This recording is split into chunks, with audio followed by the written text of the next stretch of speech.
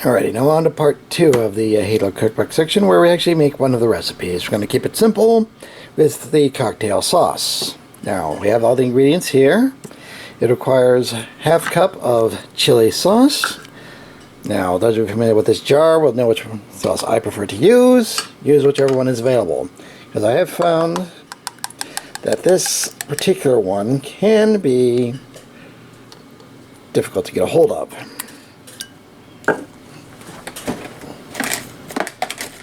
Depending on your area.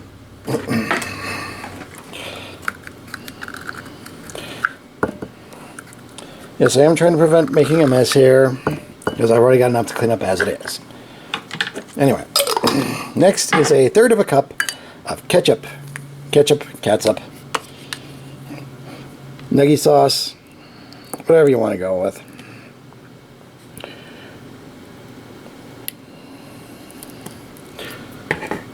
Although I imagine this would probably go very well with chicken nuggets, or any bland deli meat like bologna, in addition to any fried fish dish you can imagine.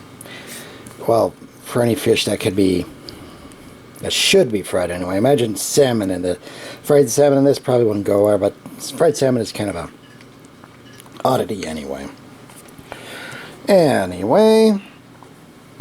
Now, this is 4 ounces of horseradish.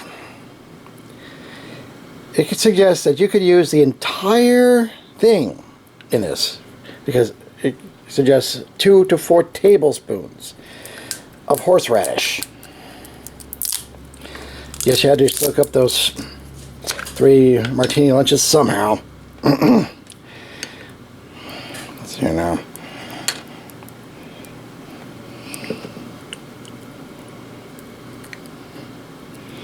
That's probably close to 1.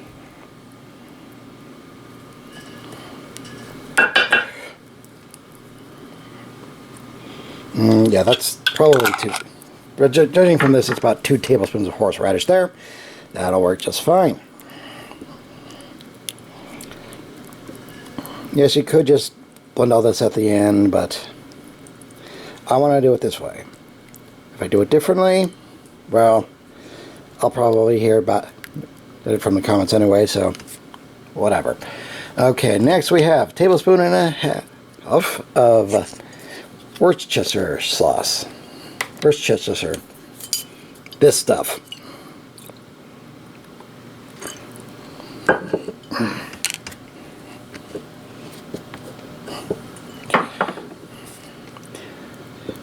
Yes, you'd be amazed how easy it is to find Worcestershire sauce in your pantry, especially if you like Bloody Marys. If you like Bloody Marys or Bloody Caesars and wonder what the secret ingredient is, it's probably that. Next we have a tablespoon of lemon juice.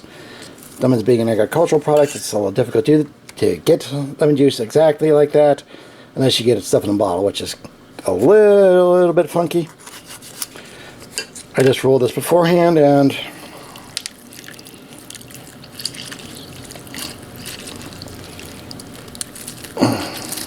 there we go. Now you probably want to use a sieve for this, because picking out lemon seeds is for the birds. Well, I meant, you get what I mean. Okay, let's see here.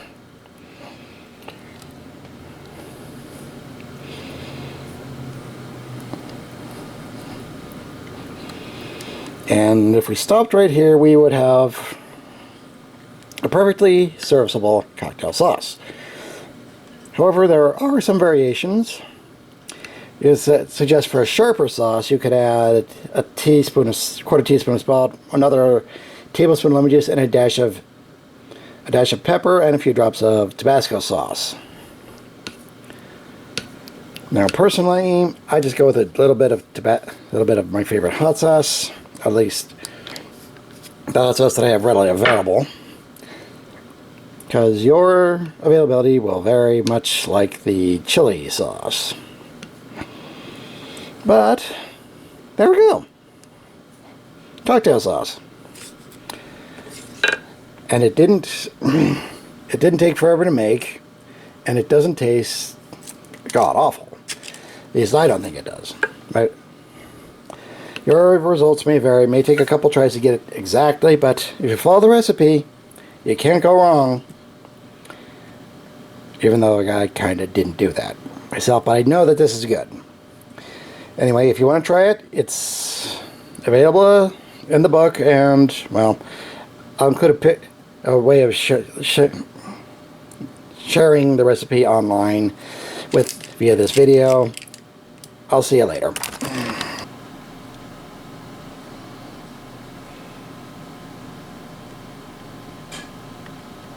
We continue our excursion into the 1954 version of Good and Easy Cookbook from Betty Crocker with a dessert sauce, butterscotch sauce right here. As you can see, the ingredients are fairly common, easy to get a hold of, and they're an easily simple recipe. Though that does get us into some interesting points later on. And no, it does not specify salted or unsalted butter, so use what you would like. Now, as for utensils, you will need a pan, preferably one with high sides on it, because, yes, it did say boil over low heat in the instructions, but anybody who's boiled sugar will tell you, you want as high a wall as possible. It's called edible napalm for a reason. On that topic, you will also need a heat-resistant container. Trust me on this. Whether you prefer glass or plastic, so long as it can hold up to high heat, you want it. And possibly some gloves. Also, because I've made this before, there is one change that I will be making. And you notice how it said vanilla, just vanilla in there, that says in vanilla extract. Well, we will be substituting instead, but use whatever you like. Yeah, you could even use raw if you prefer. You notice how it said just cream in the instructions? Here's the closest thing I can come up with: heavy whipping cream. It works just fine. It has a similar fat content and will produce a very luscious sauce. We will start in this instance with the butter. You'll notice how it said 4 tablespoons, which is half a stick, which is why we will be making a double batch. So just dump in the whole stick of butter right in there. Yay. Next we have the brown sugar, packed. Since it said 1.5 cups in the recipe, yes, we'll be using 3 cups. And they do specify it packed. It doesn't specify dark or light brown sugar, so use whatever your taste. Next we have, and according to the recipe, half a cup of light or white corn syrup. Here we'll be using a full cup. I do know that there is a dark corn syrup, so I imagine that's part of why they gave that distinction of white to it. Then again, considering that the pineapple gummy bears also go under the designation of as white, I imagine it's just kind of easier than just saying transparent, I guess. Okay, it says as a start to mix all this together. I'm just gonna, well, just go at it until it looks as blended as it's gonna get, and we'll go from there. See you in a few. Okay, when you're done, this is kind of what you're looking for. Either you'll get this way on your own, or your arms will give out. Either way, we now add the heat. Alright, so we're at a low heat. Currently I'm on the correct burner, which is always helpful. And now at this point, we just gotta keep stirring and bringing this to a boil. Make this as smooth as possible. I say as possible because both the batches I have made with this has always had a touch, just a little bit of graininess to it. But that actually is fine because that just proves that it was homemade. Alright, we're into the process of heating up and getting this substance to a boil. You notice that things have a lot more of a sheen to them, which means that we do indeed have a proper heat under here. And things are looking less grainy than before, which is good. This is what you want to see. The very astute of you will notice that this is very similar to making a caramel, which is also in the recipe here, or at least a version of a caramel sauce. But again, since we're using a low heat, it's not going to have the same depth of flavor as a caramel, but then again, there's far less chance of it burning as well. Further into the heating, and we can see, yes, it is becoming much more of a liquid. It has a much greater sheen to it, and also we're seeing some bubbles come up from the top there. Stick with this. Okay, pay attention now. Alright, here we go. A nice boil here. Now obviously you want to be taking this off the heat soon and adding the cream after you take it off the heat. Why? Because adding cold dairy product to a boiling hot liquid such as this will result in several problems to you, your kitchen, and everything else around it. Alright, got the full cup of cream since this is a double batch. Obviously the recipe only calls for half a cup of it, but it does require you to stir it in thoroughly. This could take a little while.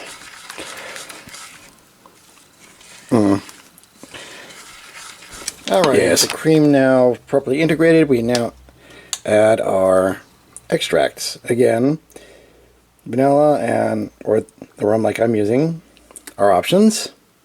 Probably just want to kick with more base flavors, because I don't imagine mint butterscotch sauce would be very good. Now we come to the part of every home cook. Now that we've made it, what do we do with it?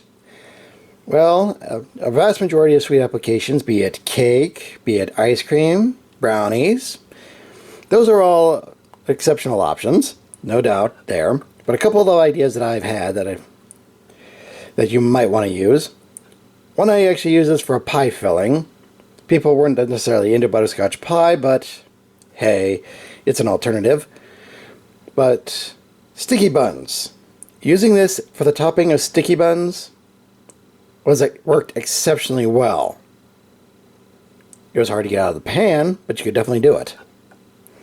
Anyway, I am Deceptiwolf. This has been the butterscotch sauce from the 1954 Good and Easy cookbook from Betty Crocker. I will show the recipe here at the end, so you can copy it at your leisure.